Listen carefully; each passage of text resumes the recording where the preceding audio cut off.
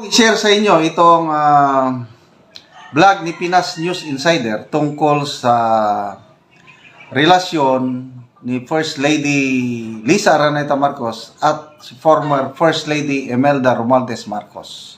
At bibigyan natin ito ng reaksyon. That's a huge proof na makapalang mukha. Ito ang balita ngayon. Viral ngayon sa mundo ng social media. Ang di umano'y balita. Tila nahuli kang na di umano ang kagaspangan ng ugali ni First Lady Liza Marcos matapos ibulgar ng isang vlogger. Ang tila pang babastos di umano ni Liza Marcos sa dating First Lady na si Imelda Marcos. Hindi nga makapaniwala ang marami sa ating mga kababayan sa nakita nilang tunay na ugali di umano ni First Lady Liza Marcos. May personal experience ako. Nakita ko yung binastos niya si First Lady. Ito, baguhang first time kong makita yung vlogger na hindi ko kilala.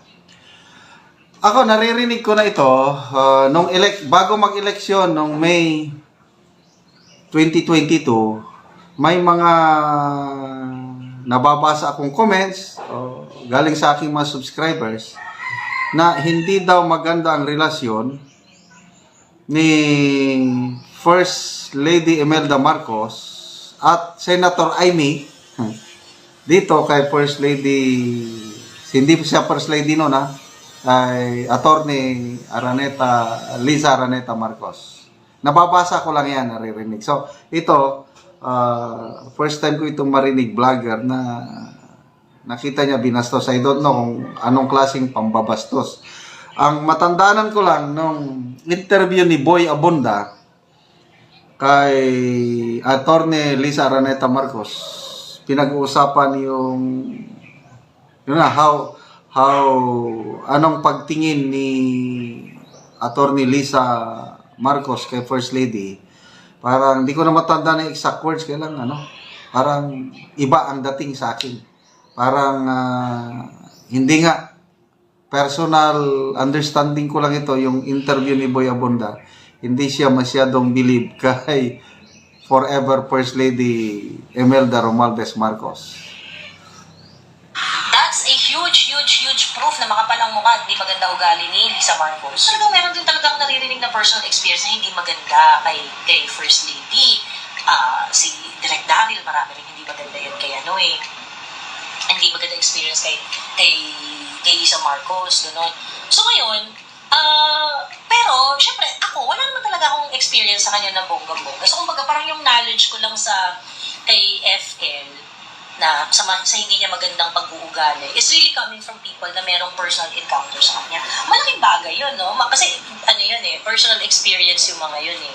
Kasi dito kay Lisa, ang dami ng issue. Pagkatapos, di ba, nilabasan siya ng kasangkaterbang mga voice recording ni Maharlika, ganyan. She didn't say anything. She didn't even bother to explain herself, ganyan.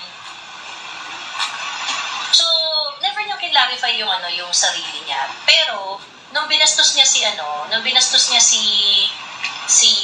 Inday, parang for me, iba na to, bakla.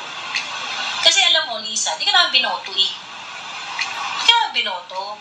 Ba't ang arte-arte mo? I-influence siya sa mga decision-making ng presidente na pag hindi niya gusto, ayaw, talagang may paglalagyan ka sa kanya. Ganon. Na hindi talaga maganda yung ugali niya. What happened to Paul Soriano? Okay, mag-comment lang ako yung sabi na na-influence yung decision-making ng presidente. Yung libro ni Attorney Vic Rodriguez, yung Kingmaker, yun ang lumalabas na noong umpisa, maganda ang takbo ng administrasyong Marcos Jr. dahil good governance talaga ang gusto. Kaya lang, according to Attorney Vic, nakialam itong si First Lady Lisa Araneta Marcos. Lalo na sa mga i-appoint sa mga juicy positions, yun na, nagkaloko-loko na. So, sa mga na hindi pa nakabasa sa libro ni Attorney Vic Rodriguez, basahin nyo, napaka-bongga, napakalaking pasabog yung revelasyon ng librong iyong Kingmaker.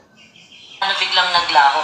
Kasi nga, siya yung tinuturo na dahilan talaga ng Love the Philippines fiasco. Si Frasco daw doon, naging ano lang, kumbaga parang hindi naman daw talaga siya nag-participate doon. So what happened? Oh, wala na si Paul Soriano. 'Di ba? Kung walang issue si Paul Soriano, ba't wala na siya? So yun yung point dito, no? Ang point dito, Lisa Marcos is not loved by the Filipino people. Okay? Hindi usapan dito kung elite siya, social siya. So, anong masasabi nyo doon? Itong comment ng vlogger na Lisa Marcos is not loved by the Filipino people. Depende siguro. Yung mga pro-Marcos, mahal nila si First Lady. Ito namang mga pro-Duterte, ayaw nila kay First Lady Lisa Araneta Marcos. So, i-comment nyo. Anong masasabi nyo is sinabi ng vlogger na ito na Lisa Araneta Marcos is not loved by the Filipino people. Siyang pinakamayaman, may pinakamahal na damit or whatsoever. The problem is she is not loved by the people. Bad trip ang mga tao sa kanya. And this is for some this is for some real reasons. She disrespected the Vice President. May personal experience ako. Nakita ko yung binastos niya si First Lady. That's a huge proof na makapalang mukha at di maganda ugali ni Lisa Marcos. This is a combination of corroboration of so many people, leaked videos, leaked phone recording, at marami pang iba. Hindi lang to yung parang nagrarelay ka lang sa hearsay, hindi lang siya ganon. Alam mo ba ibig sabihin ng corroborative evidence? JNV? Hindi yata kaya ng utak mo yun. So combination to ng maraming source ng ebidensya. Nang lumabas nga ang balitang ito, marami sa ating mga kababayan ang tila na dismaya. Hindi napigilan ng kanilang sarili na maglabas ng kanilang hinaing at komento sa mundo ng social media. At ayon pa sa kanila, tama, si Lisa Marcos ang tunay na dahilan kaya nagkakalamat ang unity dahil sa mga utos niya na hindi naman para sa bayan at mga alipuris niyang maiitim ang budi na ang gusto ay magpayaman gamit ang kaban ng bayan. Ang pinuto ng taong bayan ay si PBBM at hindi si Lisa Marcos. Bakit siya ang namumuno? Sana naman matuto siyang lumugar bilang First Lady. Hayaan niyang mamuno ang totoong iniluklok ng taong bayan. Walang panama si Lisa Marcos kay Imelda Marcos. Dapat maging magalang siya at mahabang pasensya dahil asawa niya ang pinakamataas na posisyon ng bansa na may pinakamataas na responsibilidad sa bayan. Ano ba yan? Pati mother-in-law niya, dinedma niya na. Hindi yata sila close. Lisa, maging professional naman kayo kahit sa camera lang. Sumobra yata kayo. Alam niyo ba na si Sara Duterte ang dahilan kaya naging Pangulo si BBM at naging First Lady ka nang wala siya kahit sa kalingkingan ni First Lady Imelda Marcos. Parang bata kung umasta, talo pang walang pinag-aralan. Di siya bagay maging First Lady, walang utang na loob kay BP Sara. Kundi kay BP Sara, di namin iboboto si BBM. BBM talaga ako pagkatapos ng PRRD administration dahil lang sa kanyang asawa. Ito ang magpabagsak sa kanya at mawala ng tiwala ang lahat ng bumoto sa kanya. Isa na ako dyan. And go. Nako, si BBM. Naisahan ni BBM. Okay, so speaking of First Lady, forever First Lady Imelda Marcos, talagang maraming binapatong putik kay former First Lady Imelda Marcos. Hindi siya perfecto, but to me, malaking contribution niya sa Philippine society nung panunungkulan ni President Marcos Sr. Ang dami niyang magawa, naging yung mga mahihirap na gawain na hindi magawa-gawa ni President Marcos Sr., Imelda ang lumakad. Ano yon? Noong kaguluhan sa Mindanao, yung secessionist movement, nagkakagulo ng Mindanao.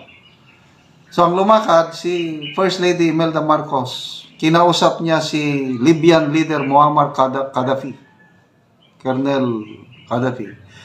Napakahirap na mission yun. Kaya lang, nagtagumpay si First Lady Imelda Marcos. Nagkaroon po ng ceasefire, nagkaroon po ng Tripoli Agreement noong 1976. Kaya natigil ang giyera sa Mindanao. Hindi na ituloy yung pag-separate ng Mindanao. Kasi hindi pumayag si Libyan leader Gaddafi na magpatuloy ang gulo. Kaya, pumayag si Normi Suarez na magkaroon ng autonomous region for Muslim Mindanao. Yan pa lang, Imelda accomplishment yan.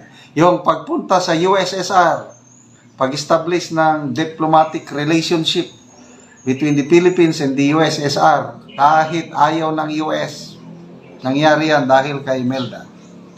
Yung pag-establish ng diplomatic relations sa China, these are communist countries noong Cold War era. Yung mga these are good moves of then President Marcos Sr. na tinatamasa natin ngayon ang benefits dahil may diplomatic relations tayo dito sa mga superpower nito. Number 1 trading partner natin na China ngayon.